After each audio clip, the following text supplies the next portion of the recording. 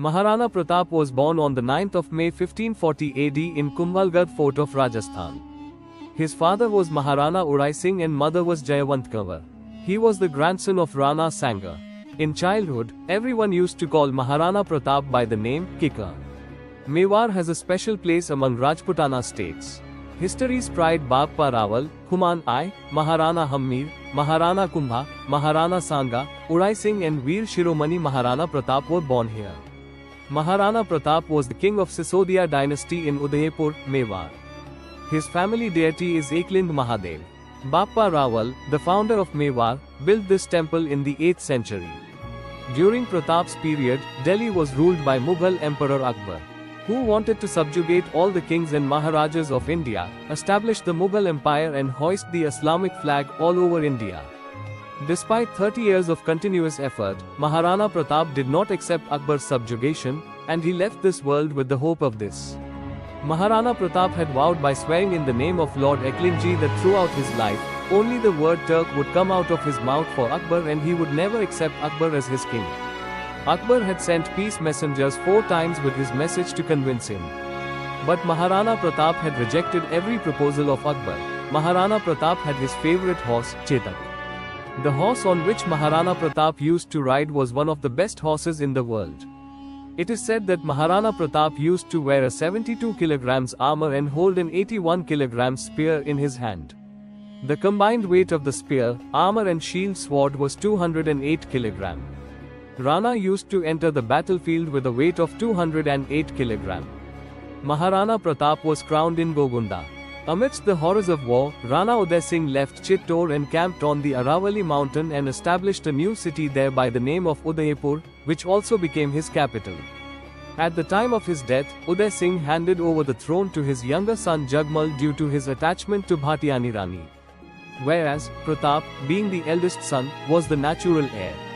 At that time, the chieftains and the Jagirdars had opposed Uday Singh's decision. On the other hand, the people of Mewar also loved Maharana Pratap. When Jagmal got the throne, there was opposition and disappointment among the people. Due to this, the Rajput chieftains together made Maharana Pratap sit on the throne of Mewar on Vikram Samvat 1628 Falgun Shukla 15 i.e. the 1st of March 1576. Due to this incident, Jagmal became their enemy and joined Akbar. The capital of Maharanas Mewar was Udaipur.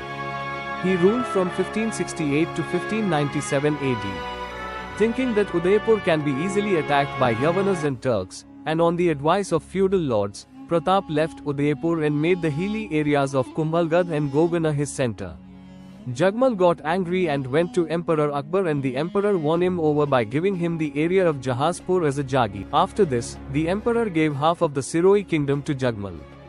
Due to this, Jagmal became hostile towards the king of Siroi, Suratan Devda, and finally in the war that took place in 1583, Jagmal was killed. When Maharana Pratap Singh took over the throne of Mewar, Rajputana was going through a very delicate phase.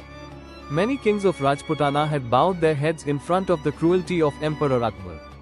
The heirs of many brave and glorious dynasties had forgotten the honor of their family and had established matrimonial relations with the Mughal dynasty.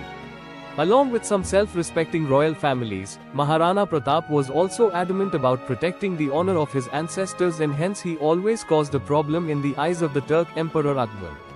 Akbar made many attempts to conquer Mewar. Making Ajmer his center, Akbar started a military campaign against Pratap. Maharana Pratap fought with the army of the Mughal Emperor Akbar for many years. Pratap's bravery was such that even his enemies were convinced of his war skills. Such was his generosity that he respectfully sent back the captured Mughal Begums to them. When Akbar failed to subdue Maharana Pratap despite his huge Mughal army, unmatched ammunition stores, a long list of advisors, spies, experts on the new methods of warfare and trickery, he sent Man Singh, the nephew of Maharaja Bhagwan Das of Amer, whose aunt Jodha Bai was married to a foreigner like Akbar, with a huge army with the aim of forcing the rulers of Dungarpur and Udaipur to accept subordination. Dungarpur state could not offer much resistance against Man Singh's army. After this, Man Singh reached Udaipur to convince Maharana Pratap. Man Singh advised him to accept Akbar's suzerainty. But Pratap firmly declared to maintain his independence and also declared to face the king in the war. The emperor took Man Singh's return from Udaipur empty-handed as a crushing defeat and sent his huge Mughal army to attack Mewar under the leadership of Man Singh and Asaf Khan. Finally, on the 30th of May 1576, Wednesday, in the morning, a fierce battle broke out in the field of Haldighati. The huge army of Mughals rushed towards Mewar like a swarm of locusts. It had Mughal, Rajput and Pathan warriors along with a tremendous artillery. Akbar's famous generals Mahawat Khan, Asaf Khan, Man Singh and Prince Salim were also commanding the Mughal army. Its number ranged from 80,000 to 1 lakh. In this war, Pratap defeated the Mughal army with his unprecedented bravery and courage and killed hundreds of Akbar's soldiers. In a difficult situation, Jhala Sardar Man Singh wore his crown and umbrella on his head. The Mughals mistook him for Pratap and ran after him. In this way, they provided Rana with an opportunity to escape from the battlefield.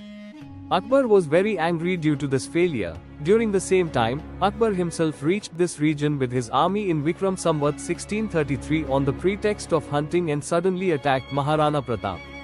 Pratap, undressed. Later, in the Battle of Haldighati, Maharana Pratap, along with about 20,000 Rajputs, faced the army of 80,000 of Mughal chieftain Raja Man Singh. In this, Akbar had sent his son Salim for the war. Jahangir also had to face defeat and he too fled from the battlefield. Later, Salim again attacked Maharana Pratap by gathering his army and this time, a fierce battle took place.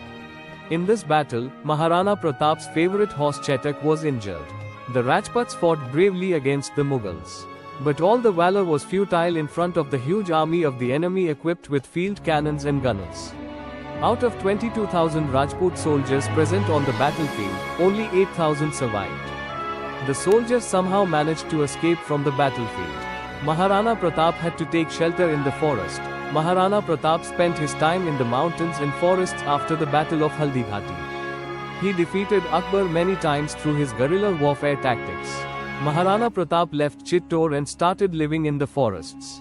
The queen, the son, the princess and the prince were forced to somehow survive on rotis made of grass and water from the ponds in the forest.